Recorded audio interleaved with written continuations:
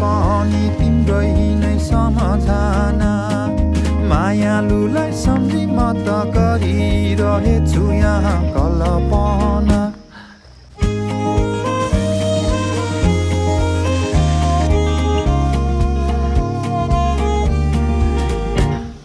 यति